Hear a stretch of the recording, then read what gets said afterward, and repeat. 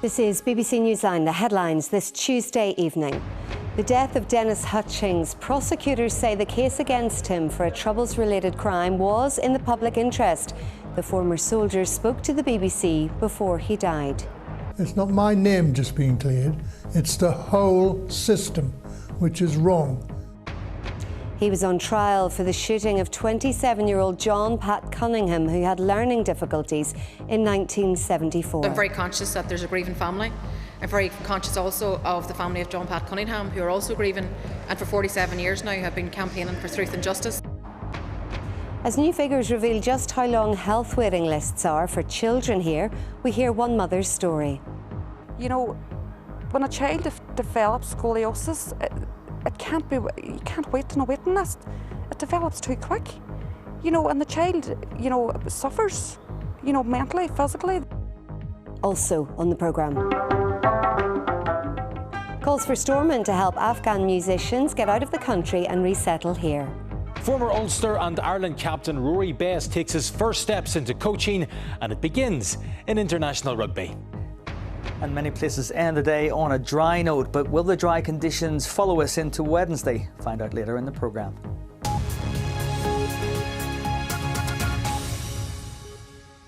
The Public Prosecution Service has defended its decision to prosecute a former soldier for a Troubles-related crime, saying it was in the public interest. Dennis Hutchings, who was 80, died yesterday after contracting COVID 2 weeks into his trial in Belfast.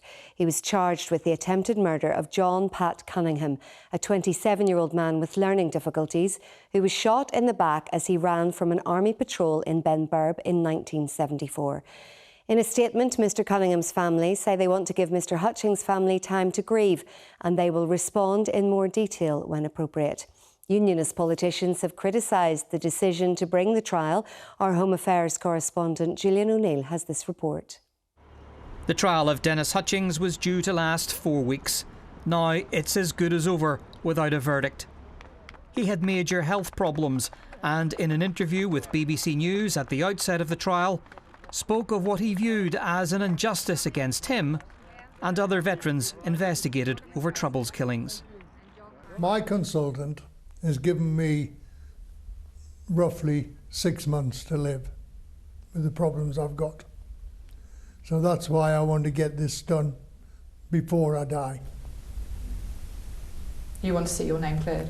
It's not my name just being cleared, it's the whole system, which is wrong. Dennis Hutchings had denied attempting to murder 27-year-old John Pat Cunningham, a man with the mental age of a child who was afraid of men in uniform. He was an innocent, unarmed man, shot in the back as he ran away from a patrol in Benburb in 1974. Although police suspected Dennis Hutchings fired the fatal shot, he could not be charged with murder because ballistic evidence did not exist.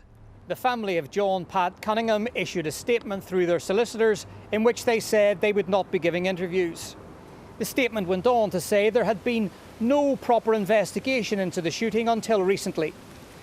It went on to refute inaccurate claims made by some politicians and sections of the British media concerning the prosecution of Dennis Hutchings.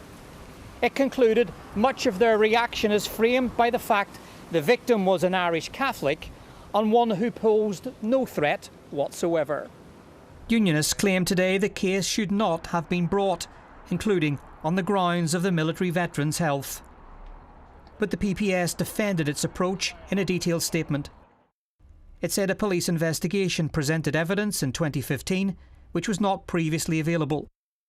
It is generally in the public interest to prosecute when the charge is as serious as attempted murder. High Court judges had ruled the evidence was sufficient to proceed to trial, and Dennis Hutchings was made the offer to appear in court via video link without having to come to Belfast. There will now follow legal formalities which will end this trial. The outcome is to the satisfaction of none of those at its heart. Dennis Hutchings, who wanted his name cleared, and the family of John Pat Cunningham, who wanted justice. Julian O'Neill, BBC Newsline, Belfast. Unionist politicians have criticised the decision to prosecute Dennis Hutchings and said the Public Prosecution Service has questions to answer. Sinn Féin and the SDLP said their thoughts were with the Cunningham family, who have been waiting more than 40 years for justice. It comes as relatives of Troubles victims were in London today, lobbying local politicians in their campaign against the government's legacy proposals. Our political editor, Enda McClafferty, reports. What now for the government's legacy plans? That's the question victims and politicians were asking in London today. They were there to present a united front against the government proposal to end Troubles-related prosecutions and investigations prior to 1998. But Dennis Hutchings' death is likely to increase pressure from Tory backbenchers on the Prime Minister to press ahead with his plan and prevent further veterans ending up in court. I think it's a disgrace if any political party tries to use that. Boris Johnson says it's not working for victims, this process. It's, the justice system, him and his government have stopped it from working. The DUP is also worried about the government's legacy plans, but the party leader has questions too for the Public Prosecution Service. Specifically, was there new and compelling evidence that justified taking this case forward to trial? And secondly, was it in the public interest to do so? And I think those are reasonable questions, and the family and Dennis's comrades are entitled to the answer to that. Those same questions were also posed at Stormont today as MLAs reflected on Dennis Hutchings' death. I do say to Mr Heron, our Director of Public Prosecutions, why did you do this to this man? What was the justification and the basis for dragging him before the courts? I dispute the fact that this was not in the public interest, and indeed I'm not aware of the level of evidence, but it clearly met the very high threshold set for prosecution by the PPS, and that's why it went to trial. And some will say, well, that's in the public interest, and some will say, well, in hindsight, maybe we shouldn't have done that. Well, it's not hindsight, because the case was made. The case was made that this would have a detrimental effect on his health, and as we saw, it did. Others, though, were mindful of the Cunningham family and their long wait for justice. Well, firstly, let me say grief knows no bounds. It doesn't matter who you are. If you're impacted by grief, it's a very devastating time in anybody's life. So I'm very conscious that there's a grieving family. I'm very conscious also of the family of John Pat Cunningham, who are also grieving and for 47 years now have been campaigning for truth and justice. They shouldn't have had to wait this long. My message today will be very straightforward to the British Government. Get on with implementing the Stormont House Agreement. Find a way to allow families to have closure, to deal with the past in an adequate way. But there was no sign of the government changing course today. It says it's standing by its commitment to Northern Ireland veterans as part of a wider package on legacy, focusing on reconciliation and ending the cycle of investigations. And that's not what victims or indeed politicians want to hear. Enda McClafferty, BBC Newsline, Stormont. Joined now by our Home Affairs correspondent Julian O'Neill. Julian, was this the last veteran case to come before the courts? Others, of course, as we know, have already fallen. That's right. What happened yesterday means that 5 of 6 veteran prosecutions regarding legacy cases have now fallen for different reasons. The 4 which preceded the death of Dennis Hutchings were dropped for over the credibility and the strength of and admissibility of evidence. It leaves a single veteran, David Holden, facing trial charged with the manslaughter of Aidan McInnesby. That is currently scheduled to take place in January next year. But on top of that, the PPS has yet to decide what to do in 3 other army shooting cases between 1972 and 1980. I understand that involves a total of 12 veterans. And it's hard to see, and this is speculation on my part, but it's hard to see how the PPS may come to a decision on those before the government makes its intentions clear around legacy cases, because if it does follow through with its intentions, there wouldn't be any more legacy prosecutions across the piece. And in terms of those legacy plans then from the government, what's the time frame? Well, I'm led to believe that we should hear something more from the government before the end of the autumn. So I would imagine it will be weeks rather than months. Now, of course, the big question is in the face of opposition from Northern Ireland political parties and veterans groups, will it carry ahead with its proposal to legislate to end all investigations and prosecutions, inquests and civil actions? As Enda was saying in his report, like him, I have heard nothing which suggests the government is undertaking a radical rethink here in terms, even though what it's been hearing from the local parties in terms of opposition. We may be talking about tweaks, we may be talking about an information recovery process which is a little bit more robust in terms of investigation. But I'm hearing nothing to suggest that the government is for changing its mind about ending prosecutions. OK, Julian, thank you. Still to come on the programme. An investigation into an illegal multi-million-pound puppy trade identifies Northern Ireland as a hub for trafficking dogs.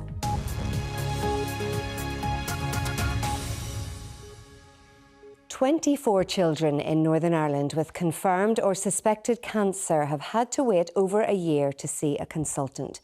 The figure is revealed in a review of child health waiting lists by the Northern Ireland Commissioner for Children and Younger People and applies to April this year. It's also been revealed that more than 17,000 children had to wait more than a year to see a consultant for the first time. The Commissioner says the waiting times are terrifying. The figures are revealed as the Department of Health recorded 8 more COVID-19 related deaths and 1,367 positive cases in the past 24 hours. Our health correspondent Mary-Louise Connolly has this report. Children are facing agonising and potentially life-threatening hospital waiting times. And it's across a range of specialities, including autism, child and adolescent mental health, speech and language therapy and dermatology. The review by the Northern Ireland Commissioner for Children and Young People found that 24 children with confirmed or suspected cancers had to wait over a year for a first appointment, while more than 17,000 were waiting more than a year to see a consultant for the first time, with around 11,000 having to wait between 1 to 2 years. The figures are part of an in-depth review of child health waiting lists, both in hospital and community care. The report, at first, is both scathing and shocking. When it came back and when we heard the stories from parents and from young people and when we looked at the figures, they are terrifying. It's terrifying how many young people are waiting, particularly how many children and young people are waiting for over a year. And it's terrifying to think what that means for their lives. These sisters know what it's like waiting for treatment for back problems. The one on the right's condition deteriorated so badly, she travelled to Turkey and paid for surgery there. According to her mum, she fears her youngest daughter also has scoliosis. My question is, the health minister, when a child develops scoliosis, you can't wait in a waiting list. It develops too quick. In a statement, the Health Minister said that waiting times were unacceptable prior to COVID-19 and have been exacerbated by the devastating impact of the pandemic, including, unfortunately, across children's services. While September's records show there were no red flag cases waiting more than a year, this paediatrician warns the referrals keep coming. I'm very surprised that that number of children have had to wait so long to see a paediatrician. You know, I know that my colleagues will be equally shocked at that waiting time for something that has been labelled as potentially so very serious and concerning. This report dismantles any perception that it's only adults who are affected by hospital waiting lists. Children are affected too. And while the problems are obvious, the question is, have they become too difficult for politicians and the health service to solve? If that's the case, the fear among health professionals is that some children will grow up enduring a multitude of health problems which the health service can never fix. Mary-Louise Connolly, BBC Newsline. An investigation into an illegal multi-million-pound puppy trade has identified Northern Ireland as a hub for trafficking dogs. The investigation was carried out by the BBC Spotlight programme. It also hears accounts from people who unknowingly bought seriously ill dogs that were trafficked. Kelly Bonner has more. The illegal dog trade is a multi-million-pound industry. Tens of thousands of dogs illegally exported into the UK begin their lives in barns and sheds like these in the Republic. Now Northern Ireland has been identified as a hub for the trafficking of these dogs into other parts of the UK. For the puppy trade in Scotland, I would say 90% of all problems come through Belfast. Considering last year we seized over 150 pups, and at least 90% of them came over from Belfast. Whether they were bred in Northern Ireland or Southern Ireland, that's the route they came through. Stephanie Western spent thousands of pounds on vet bills trying to save a sick puppy that she bought not knowing it had been trafficked. I was gutted that we'd handed over, our hard-earned money to these people who are just abusing these little animals. It was absolutely heartbroken. How is it so easy for people to just hop on a ferry with a load of sick dogs and just scam people? The Spotlight team heard that an estimated 25 to 35,000 puppies a year are trafficked to Great Britain, mostly through Northern Ireland, many of them sick or dying. Kelly Bonner, BBC Newsline. And you can see that Spotlight investigation tonight on BBC One Northern Ireland at 10:35. Some of today's other news now, and a murder investigation has begun after a 23-year-old man died following an assault in Portadown in County Armagh.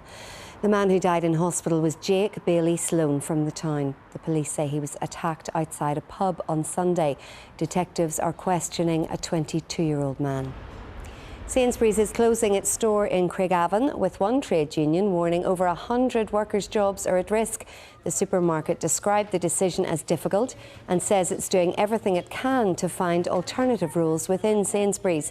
The Unite union has called on the company to ensure the 109 workers are redeployed. Coming up between now and 7. We hear from gymnast Rhys McLennan, who's back in action in Japan, this time in the World Championships.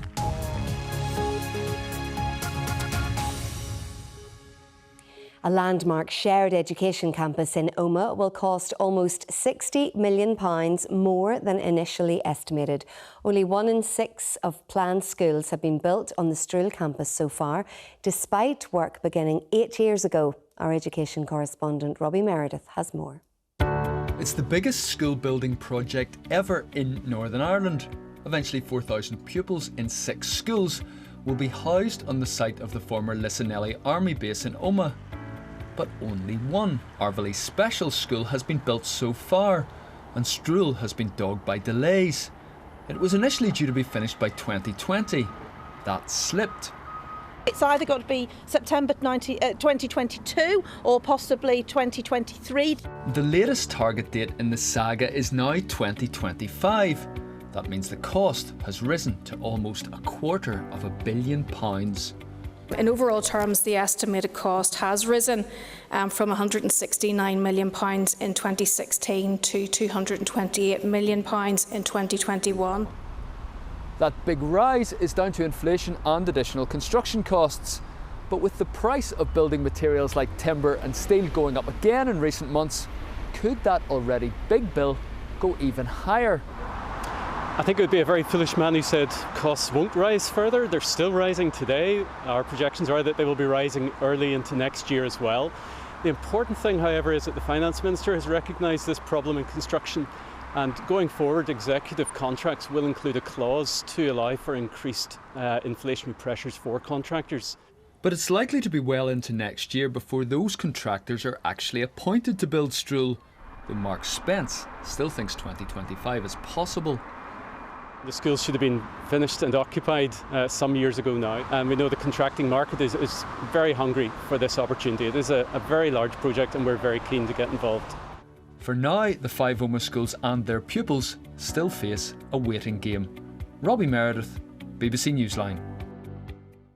Now, the arts community and charities here are calling on the Stormont executive to put pressure on the Home Office to prioritise exit visas, which would allow a group of Afghan musicians stuck in the war-torn country to resettle in Northern Ireland.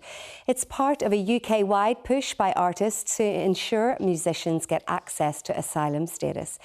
Ita Dungan reports. The The sound of protest in the new Afghanistan. Under Taliban rule, all music is banned, and for those who play or sing, they are now a target for the regime. The reason is quite simple. The Taliban are opposed to music because they see the sound of music itself as morally corrupting, and so all musicians are in danger. As Kabul fell, Catherine Schofield tried in vain to get Afghan musicians out. Today she's still trying. A proposed resettlement scheme here she feels may help push the Home Office to grant more musicians exit visas. The community here are really keen on putting forward a model resettlement scheme that would see musicians placed with local families in cultural organisations where they could contribute their amazing skills to the Northern Ireland community. In better times, one local charity here linked up with some of Kabul's finest. That same charity has secured homes and placements. Now they just need the Home Office go-ahead. We have done all the groundwork for them in that way. It's just getting that voice from Northern Ireland to say, here's the people that we're ready to welcome, and we have support and the placements for people here. For those musicians left in Afghanistan, the choice of music is now gone. Ita Dungan, BBC Newsline. Time for sport now, and Thomas Niblock is with us. And you're starting with rugby. Yes, we certainly are. We're starting specifically with Rory Best. That's because this guy has been named as the new assistant coach for the Fiji team touring the Northern Hemisphere this autumn. The global COVID pandemic means that no players or coaching staff based in the Southern Hemisphere will be involved in the 3 November games, which includes a match against Wales. Former Ireland and Ulster captain Best has been drafted in to coach the forwards for those fixtures. This is the first kind of hands-on coaching that I'm getting to do, bar a little bit with the academy last summer with Kieran Campbell. So, look, I'm grateful to Fiji for giving me the opportunity, and someone that's very untried as a coach, and I'm really looking forward to it. And when you look at the team, the squad that was named, and you look at some of the names on it, you know, it's like they would have 2-3 players on a World 15 every time, and that's the exciting thing. And the exciting thing for me is, can we channel a bit of it and get the forwards going? Yes, good luck to him. Now, one other piece of rugby news. Ulster head coach Dan McFarland has confirmed that Will Addison fractured his lower leg in last Friday's win over the Lions. The fullback was stretchered off during Ulster's win over the South Africans on Friday night and has since undergone surgery. So Addison, who has 5 international caps, will miss Ireland's November internationals. Moving on to snooker, and the player Mark Allen says the problems he is facing away from the sport means he is unsure if he will be able to continue to play. He declared himself bankrupt in May, and speaking after Sunday's triumph in the Northern Ireland Open, he was uncertain about the future. I'm genuinely not sure if I'm going to get any of the prize money that I won tonight. Not sure if I'm going to be able to play in the next tournament. The way things are, it's put things into perspective for me. You know, it's made me realise just how much I love the sport. You know, I'm not quite sure if I'm going to be able to play long term. I'm hoping that I can. It's out of my hands right now, but I really hope I can. Yes, we wish him well. Now, gymnast Rhys McClenaghan is back in Japan, this time to compete in the World Championships after a fall during his routine in the Tokyo Olympic final. He's now relishing the perfect opportunity to perform on the world stage. Just 2 months ago, Japan was the scene of his Olympic disappointment. And that has cost him. But Rhys McClenaghan is ready for the big stage once more.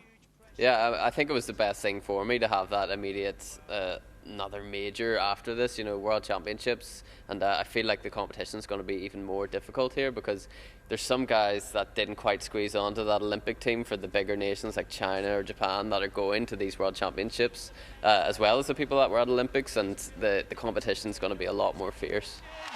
Rhys McClenaghan, you could not have done any better. And the burning ambition remains just as strong.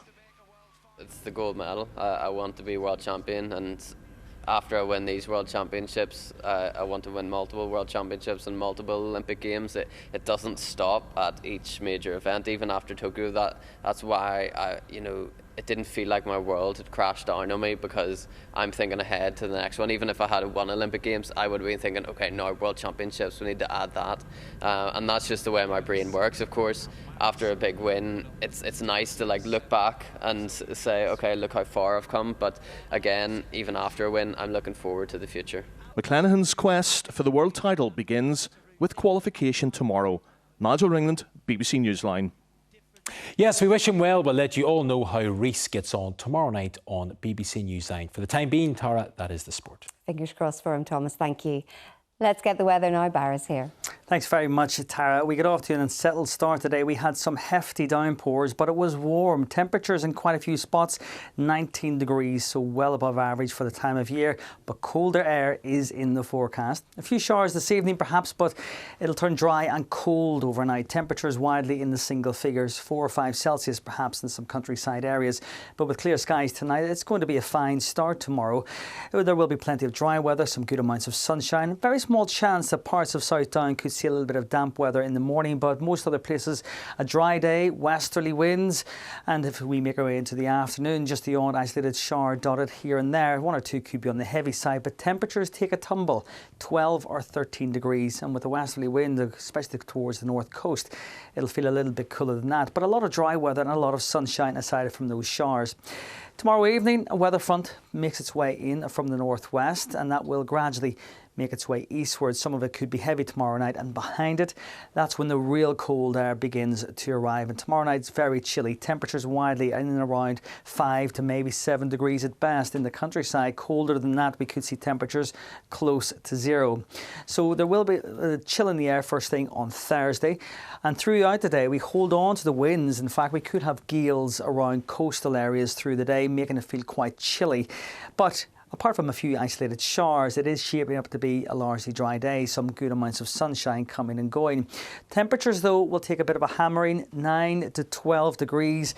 And I dare say if you're out and about towards the north coast with some gales expected, those temperatures of 8 or 9 degrees will feel colder, probably around 3 or 4 Celsius. So today, 19 degrees. Come Thursday, 10 degrees colder, so perhaps keep that big coat handy. Now, the winds will eventually ease through Friday and over the coming weekend, but with low pressure remaining dominant, it will remain unsettled at times right through until the middle of next week at least. Temperatures overall will just be below average for the time of year, in and around 11 to 12 degrees at times, and with some chilly nights in the forecast as well. Barra, thank you. That's it for now. Our late news is, as always, at 10:25. From everyone on the BBC Newsline team, thanks for watching. Enjoy your evening if you can. Bye-bye.